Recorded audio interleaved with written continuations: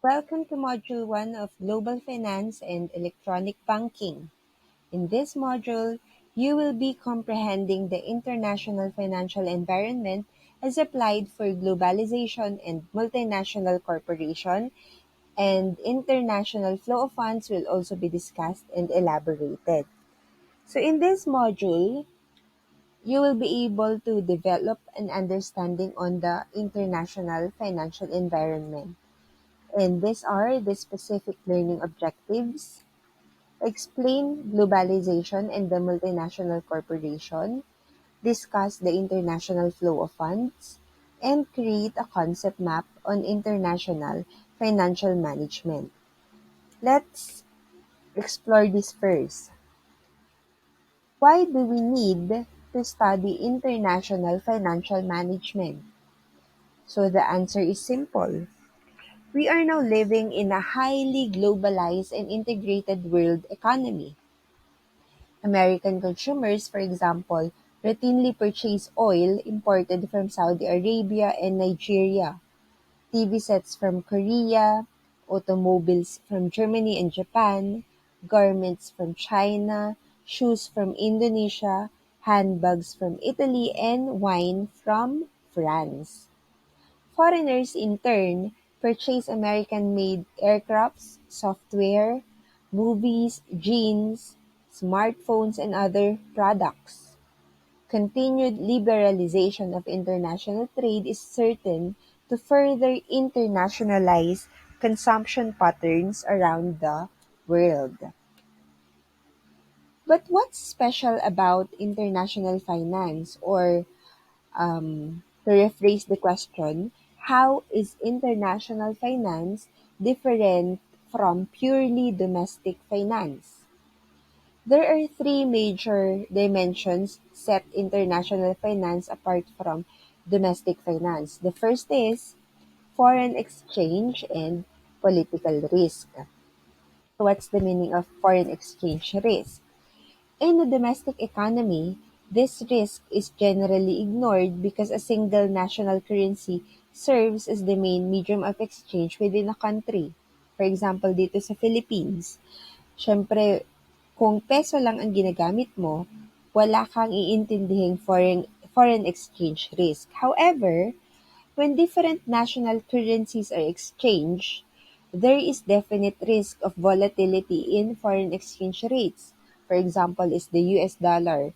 If we're gonna convert the US dollar into peso, there will be a different value of the money because of its volatility. Ang ibig sabihin ng volatility, madali siyang magbago.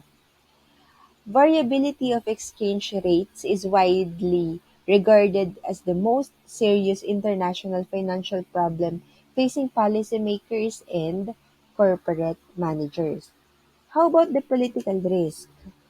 So this is a risk of loss or gain from unforeseen government action or other events of political character, such as act of terrorism. So may mga country na kapag may nangyayari sa government nila, nagkakaroon ng risk. Another one is the market imperfections. So the world markets are highly imperfect in a sense that a variety of barriers still hamper free movements of people, goods, services, and capital across national boundaries. Another one is the expanded opportunity set. So when firms go global, they get benefited from the expanded opportunities available globally. They can locate production in any country or region to maximize their performance and raise funds in any capital market where the cost of capital is the lowest. They can also gain from greater economies of scale when tangible and intangible assets are deployed on a global basis. So as we will see, these major dimensions of international finance largely stem from the fact that sovereign nations have the right and power to issue currencies, formulate their own economic policies, impose taxes, and regulate movements of people, goods, and capital across their boundaries. Going back to the comparison of national finance market or domestic um, finance and international finance. So compared to national financial markets, international markets have a different shape and analytics. Proper management of international finances can help the organization in achieving same efficiency and effectiveness in all markets. Hence, without the international finance markets, sustaining in the markets can be difficult. Companies are motivated to invest capital in abroad for the following reasons. So bakit nag-i-invest ang mga company abroad? So one is efficiently produce products in foreign markets than that domestically. And the next one is obtain the essential raw materials needed for production. So that's the background of our topic. Now let's discuss globalization. Globalization is the word used to describe the growing interdependence of the world's economies, cultures, and populations brought about by cross-border trade in goods and services, technology, and flows of investment, people, and information. Countries have built economic partnership to facilitate these movements over many centuries, but the term globalization gained popularity after the Cold War in the early 1990s, as these cooperative arrangements shaped modern everyday life. The wide-ranging effects of globalization are complex and politically charged. As with major technological advances, globalization benefits society as a whole. However, syempre hindi mo maiiwasan na globalization is still harming certain groups. But understanding the relative costs and benefits can pave way for alleviating problems while sustaining the wider payoffs. Now, let's understand globalization. So corporations gain a competitive advantage on multiple fronts through globalization. Pwede nilang i-reduce yung operating costs by manufacturing abroad. Pwede silang makabili ng mas murang raw materials because of the reduction or removal of tariffs. Most of all, they gain access to millions of new consumers. So, imbes na ang bebentahan lang nila ng products nila ay within their country, dahil sa globalization, pwede na nilang bentahan ng product nila yung mga consumers outside their country or abroad. Another one is globalization is a social, cultural, political, and legal phenomenon. So, socially, it leads to greater interaction among various populations. Culturally, globalization represents the exchange of ideas, values, and artistic expression among cultures. Globalization also represents a trend toward the development of a single world culture. Politically, globalization has shifted attention to intergovernmental organizations like the United Nations, UN, and the World Trade Organizations or WTO. Lastly, legally, globalization has altered how international law is created and enforced. On one hand, globalization has created new jobs and economic growth through the cross-border flow of goods, capital, and labor. On the other hand, this growth and job creation are not distributed evenly across industries or countries. Specific industries in certain countries, such as textile manufacturing in the US or corn farming in Mexico, have suffered severe disruption or outright collapse as a result of increased international competition. So ito yung mga nabanggit kanina na pwede siyang maging harmful in a certain group. Globalization's motives are idealistic as well as opportunistic, but the development of a global free market has benefited large corporations based in the Western world. Its impact remains mixed for workers, culture, and small businesses around the globe in both developed and emerging nations. Another one to discuss is the multinational corporations or MCNs.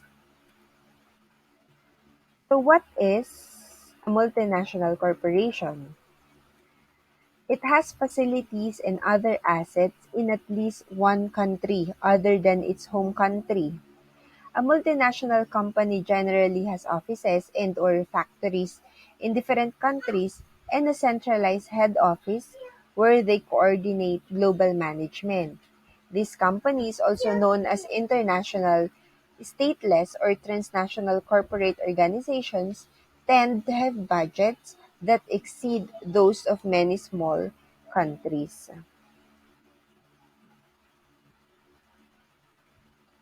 So, how does it work? How a multinational corporation works? So, a multinational corporation or multinational enterprise is an international corporation that derives at least a quarter of its revenues outside its home country. So, meron siyang revenue outside its home country. Many multinational enterprises are based in developed nations. Multinational advocates say that they create high-paying jobs and technologically advanced goods in countries that otherwise would not have access to such opportunities or goods. However, critics of these enterprises believe these corporations have undue political influence over governments, exploit developing nations, and create job losses in their own home countries. The history of the multinational is linked with the history of colonialism. Many of the first multinationals were commissioned at the behest of European monarchs in order to conduct expeditions.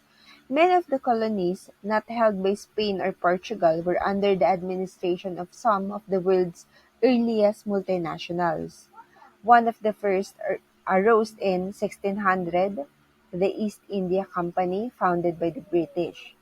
It was headquartered in London and took part in international trade and exploration, with trading posts in India.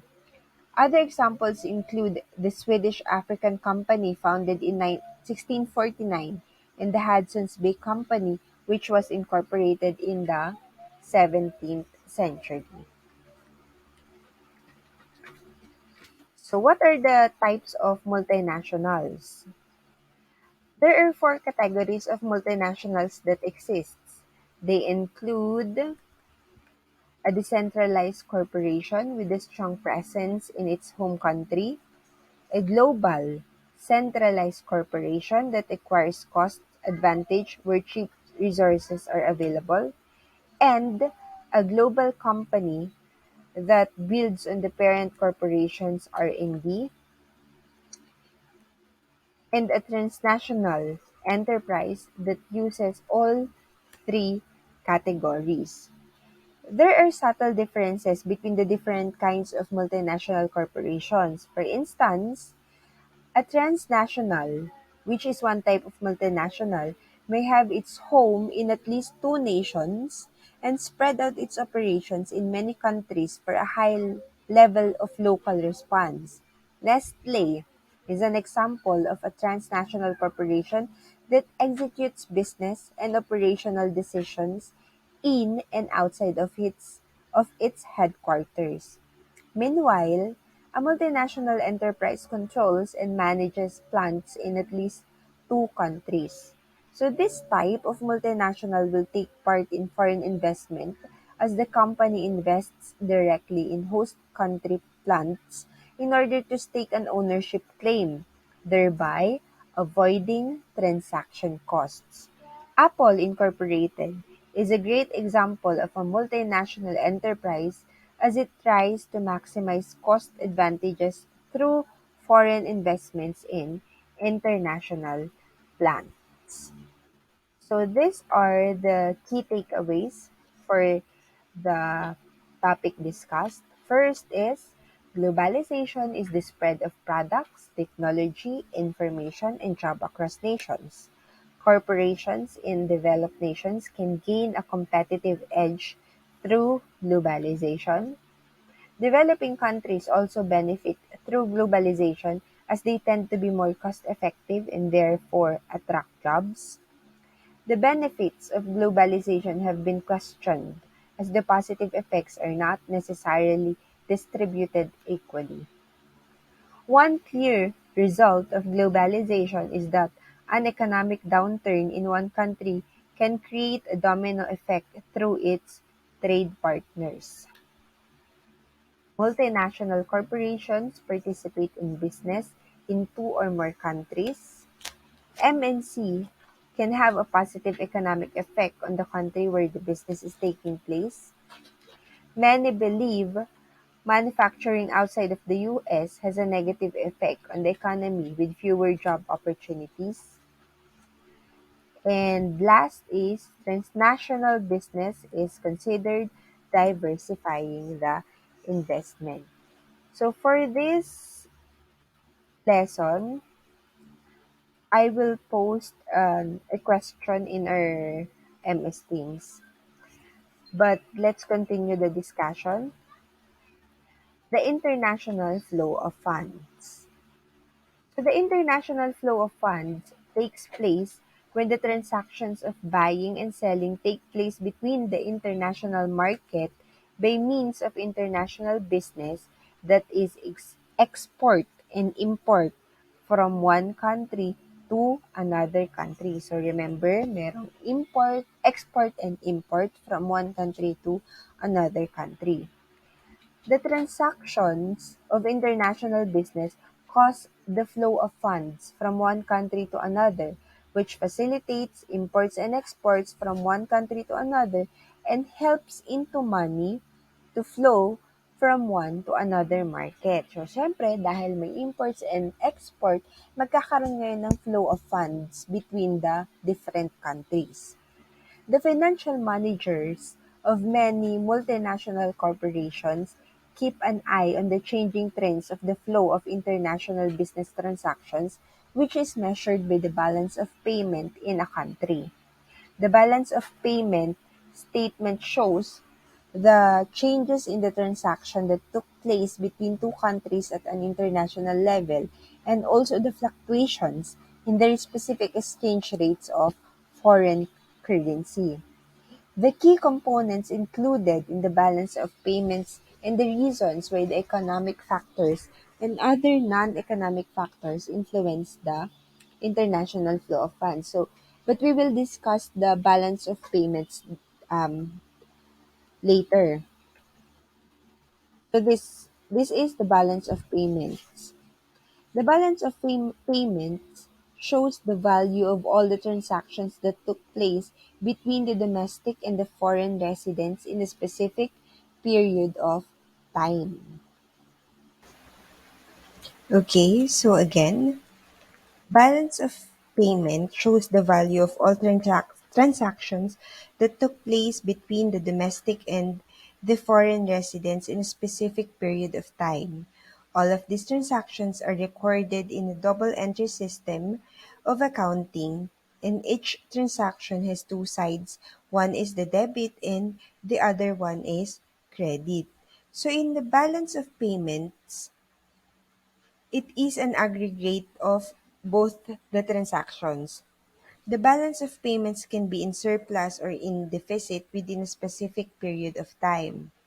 When the export transactions are more than the import transactions in a given specific period of time, it is said as the surplus balance of payment. Siyempre, pag mas madami yung in-export mo kaysa sa in-import mo, ang tawag sa difference nun ay surplus balance of payment. On the other hand, when the export transactions are less than the import transactions of the country in a given specific period of time, ang tawag naman doon ay deficit balance of payment. So this is the two components of balance of payment. Mali yung concepts. These are the components. So first is the current account. The short-term transactions of a country and the difference between the savings and the deposits aggregately constitutes the current account of the balance of payment. The transactions in the current account consists of export and import transactions of goods, export and import transactions of the services, money transfers, and income from the factors like land and foreign shares. So the total of the current account balance is also stated as the balance of trade as a subpart of the balance of payment. Next is the capital account. The sum of total inflow and outflow of capital that directly affect a nation's foreign assets and liabilities is aggregate constitutes a capital account.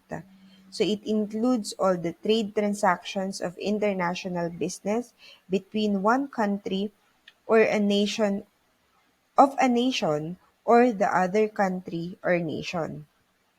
So the investments and loans of foreign countries, banking and other forms of foreign capital, and any changes in the foreign reserves are all included in the capital account of the balance of payment. So all the transactions that are related to the export services by the United States result in the inflow of funds to the United States, and all the transactions related to the import services are the reason behind the outflow of the funds from the United States. Another one are the factors influencing international flow of funds. So first is the impact of inflation. If the inflation rate of a country increases or rises as compared to the other countries with whom they trade, then the value of the current account will decrease after taking an assumption that all the other factors are constant. In this case, the country's exports will decrease as no one would like to purchase at inflated prices, and the imports of the country will increase as the local companies will also purchase products from the overseas market as they can buy from them at a low price, which will definitely assist their working by saving their costs. Another factor is the national income.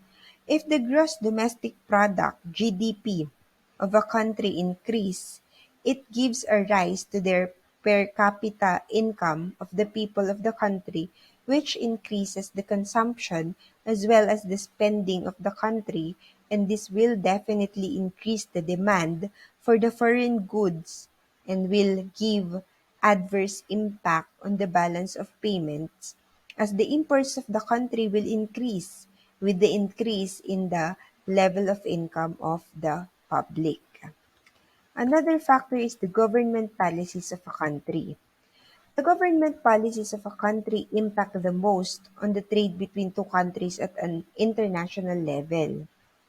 The policies of a country help them or restrict them to do import and export transactions with the other countries that can totally change the conditions of the balance of payment and the balance of trade of a country and can determine the growth pattern of a country. Kung matatandaan nyo, may mga country na nagre-restrict na makipag-transact yung country nila sa other country. Ito yung example ng government policies of a country.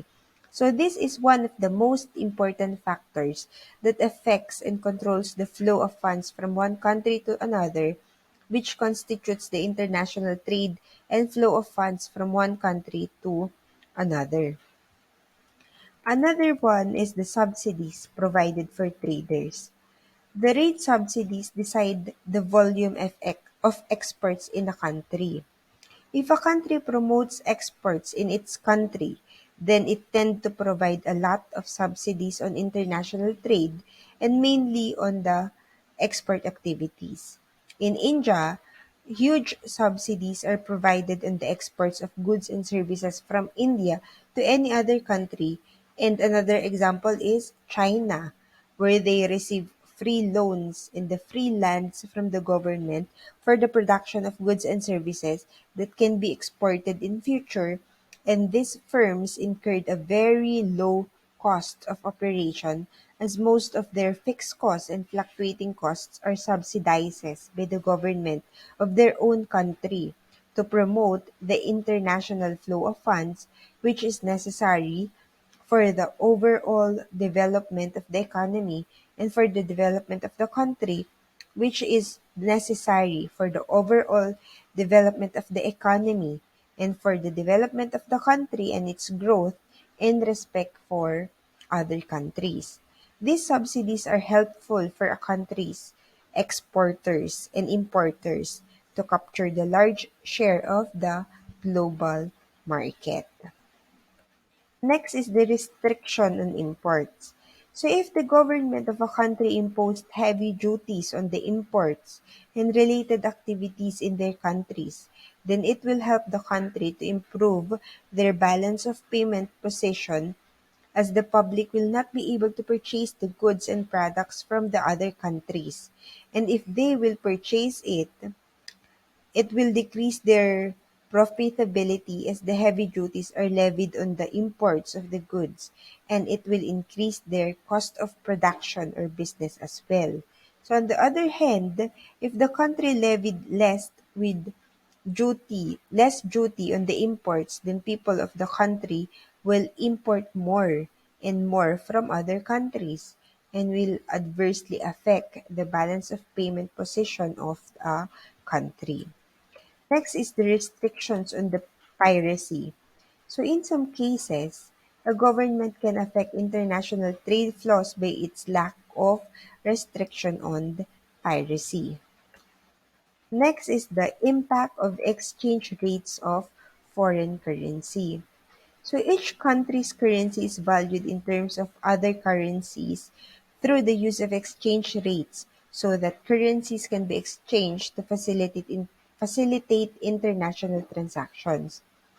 If the foreign currency in which the export or import transactions takes place more fluctuates at a higher level, in that case, the balance of payment for that specific period will also fluctuate at a greater extent and somehow equal to the extent of changes in the foreign currency in the international market.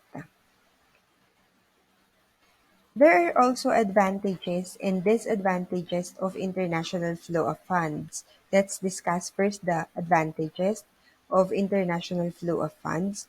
First is the increased aggregate demand. So, syempre, um, mag increase talaga yung demand ng product mo dahil sa international market. The demand for the products overall increases if the international flow of fund is allowed in a country kasi mas madami yung magiging customers or consumers mo. Before the implementation of globalization all over the world, the demand for the local products were not so good, and many of the industries has faced failure before the globalization. But after the international trade was allowed, the demand for the local as well as the international product got a rise, and most of the manufacturing companies emerged as big giant industries at that time.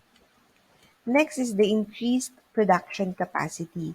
After the globalization era, Many countries emerge as a manufacturing hub for one or the other good, and the existing production capacity also rise or increase on the countries, and the manufacturing units um, have now buyers for their products in a huge quantity, which also increase their profits and thus their production capacity as well. Siyempre, tataas yung production capacity mo kasi mas mataas na yung demand, mas madami ka ng buyer. Next is the technological advancement. So if the import and export from one country to another is easy and promoted, then the country also becomes technologically advanced as the new and innovative technology can easily float from one country to another. Pwede mong ilipat yung technology mo from one country to another. On the other hand, if the import and export policy from one country to other is restricted, syempre, the country becomes obsolete in terms of the technology and innovations used by them for various purposes of manufacturing and research and development activities. Next is the surplus on the financial account of the balance of payment. Capital inflows from any other country out of the world can help to finance a current account deficit. With the help of attracting capital flows from the international market, it enables UK households to effectively import more goods and services. Without these capital inflows, a current account deficit would lead to a devaluation in the exchange rate to restore restore equilibrium in the balance of payments.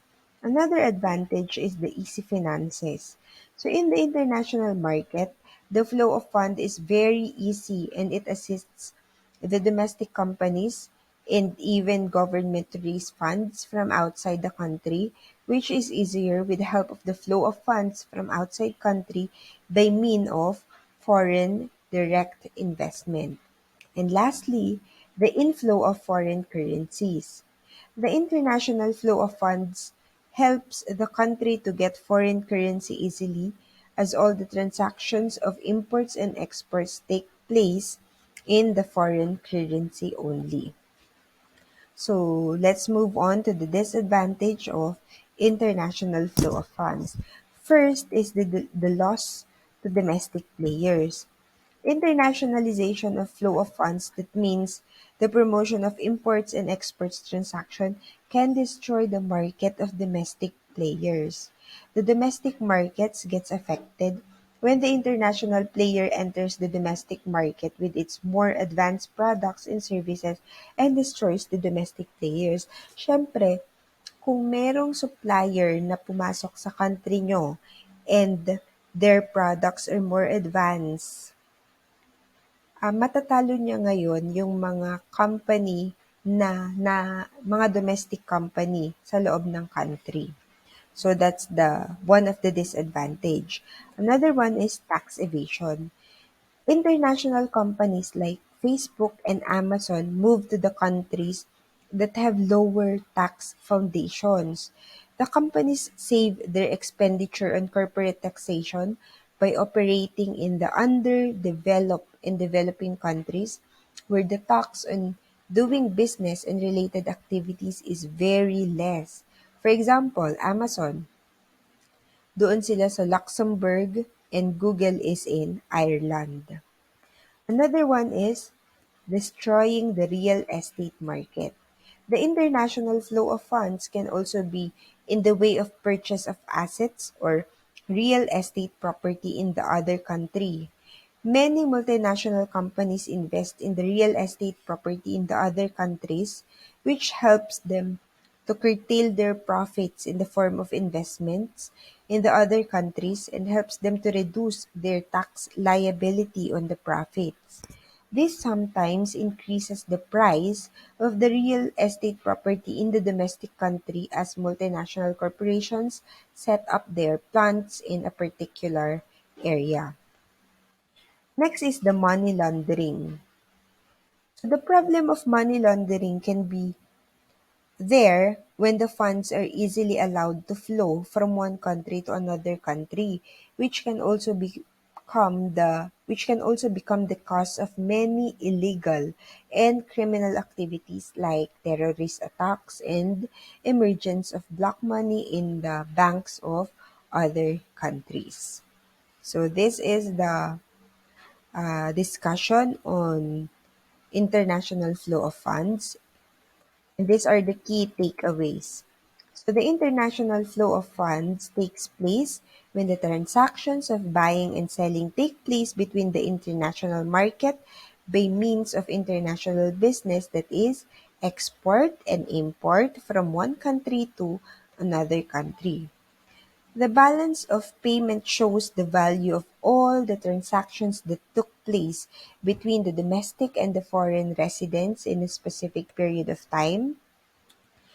The international flow of funds assists the countries to make themselves technologically advanced and helps them to promote trade between them and the developed countries, which is helpful for the customers as they will be able to have a more variety of products and services from all the service providers in all over the world.